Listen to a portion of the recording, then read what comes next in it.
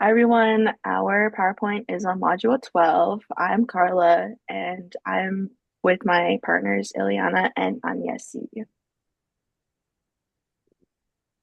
So, what is burnout? Burnout is physical, emotional, and mental exhaustion brought by chronic stress. You can identify it by seeing signs of fatigue, hopelessness, helplessness, stress, and exhaustion. You can also see it with absenteeism. If someone is constantly late to work or simply not attending, they're probably burnt out. You can see it in physical signs like sleep disturbance, substance use, or gastrointestinal issues, and change in attitude and working patterns, like if they become more disorganized or have difficulty working with other people or blame their clients. And ways you can avoid burnout is to develop time management skills, use teamwork, and self-care. Self-directed survival skills. So one of our self-directed survival skills will be time management. Um, you can set goals for the day and then set goals for 3 months and then set goals for the year just to make sure you stay on track and the work you're committed to is helping you reach those goals. You can use a time log to assess how you're using time during the workday and make sure that you achieve the outcomes. You can pick the most important goals first to be finished, or address the most difficult, or alternate hard and difficult tasks. Make sure you're scheduling proper time for unexpected crisis, paperwork, and deadlines. And if someone's trying to give you a task that you think somebody else can do, you can delegate that to somebody else for them to complete, and that way you don't get burnt out as easily. We also need to practice assertiveness. Being assertive is having the ability to express yourself without violating the rights of others, keeping in mind everyone's situation and everyone's context. And why is it important? It leads to maximum dialogue, positive outcomes for everyone, and sets healthy boundaries. So it's a win-win situation. Say no to requests from colleagues or clients when they're unreasonable, unethical, or illegal. For example, if someone texts you at 8 p.m. and you only work 9 through 5, you can say, "Hey, this seems really important. I'll get to it as soon as possible in my following work day." Be a good listener, value fairness, and high openness of communication and high consideration for others is assertiveness. This way, you come off as reasonable instead of aggressive to others. In turn, you will become a better advocate while developing self-confidence. Wellness. Pursuing wellness is such an important part of not burning out. It helps you enhance connections and avoid loneliness, helps you be present with your clients to become a better social worker and so they can have a better quality of life. It helps you create boundaries and avoid misrepresentation or misinterpretation. Viewing your work as complex can help you maintain a realistic point of view and help you set realistic goals that you can reach. Pursue your hobbies, exercise, develop new skills, also, as well as eating healthy is a good part of wellness. Speak positively about the work you do, not in a fake sense, but because your thoughts and words hold power. It's kind of like manifesting.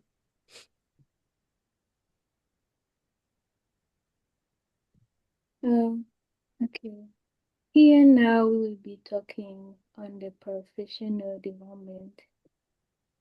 So when we focus on the professional development as a social worker, it's really important to keep learning and growing in our field. This includes being aware of ethical standards, being open, feedback, and being honest.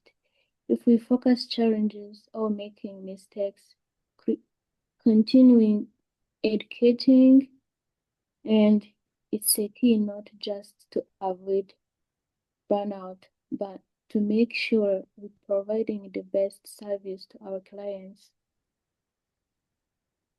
Ways to keep doing this, it includes attending seminars, workshops, and thinking monitoring and asking for support. Oh, and also interventions when needs, basically staying proactive and in our development helps us to stay effective and committed to this on professional development. So, and here also comes advocacy. On the advocacy, when which is also about speaking up for our clients and ensuring everyone has equal access to service. So the advocacy can happen on different levels. Um, so over here, we speak for clients and teach them to speak for themselves at the agency level. We can help revise policies at the community level. We raise awareness and provide solutions. And at the policy level, we can influence laws and policies. When advocating, it is important to gather facts, understanding the needs of all parties, development, clear plan design. So the document, everything is also crucial. Advocacy is always how we make a real difference in the lives of clients and our communities.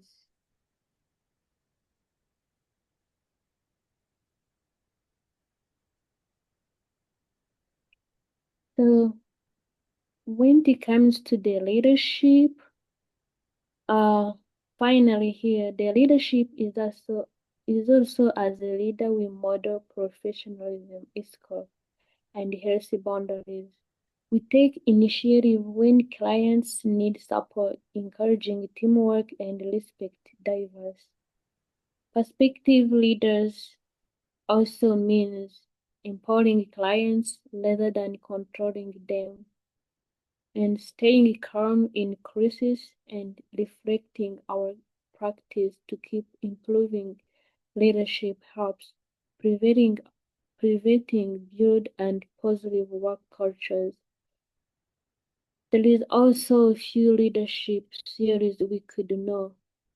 Theory X assumes people are unmotivated and needs strict guidance. And the theory Y assumes people are responsible and want to contribute and they want to contribute, so leaders create support environment. Situation leadership is more flexible than leader as just their approach based on the persons and situation, balancing there with support. Overall, good leadership, both clients and team makes good leadership.